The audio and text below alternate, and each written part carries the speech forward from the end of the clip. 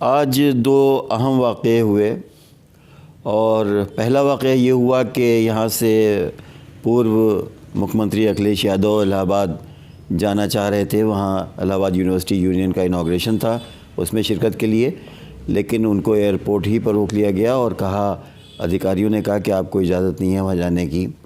और इसके बाद काफ़ी हंगामा हुआ।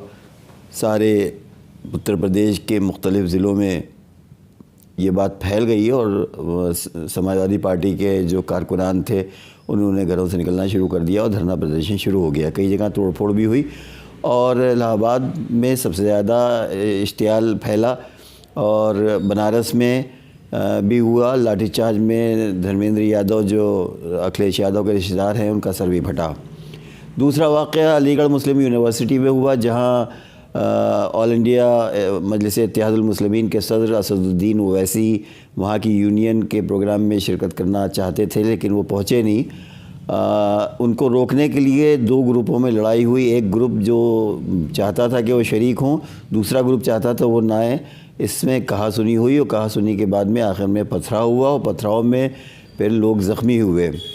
उसमें जो वहाँ के विधायक हैं बीजेपी के, उनके एक रिश्तेदार जो थे वो भी ज़ख्मी हो गए। कहा यह जा रहा है कि उनका इसमें बहुत नकारात्मक रोल था और उन्हीं ने पूरा बवाल जो खड़ा किया था ये उन्हीं ने किया था।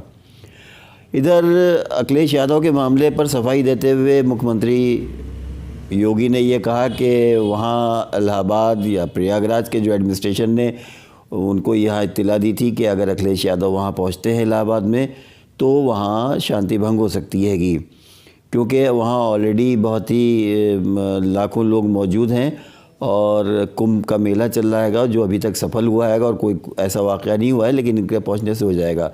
उधर उनका कहना है अखिलेश यादव का कि जिस तरह की भाषा योगी ने इस्तेमाल की है वो बहुत ही शर्मनाक है, जिसमें उन्हीं ने कहा है कि समाजवादी पार्टी अपनी अराजकता को करना चाहती थी। वहाँ उन्हीं ने कहा कि मैं अराजकता पैदा करने जा रहा था। ये एक मुख्यमंत्री की भाषा नहीं हो सकती। बहरहाल एक बार फिर तलवारें खिंच गई हैंगी और अखिलेश यादव के हक़ में मायावती ने बयान दिया है, ममता ने बयान दिया है, चंद्रबाबू नायडू ने बयान दिया है और कांग्रेस की तरफ से भी बयान आया है और सब ने योगी की इस हरकत की निंदा की है। शुक्रिया आपका।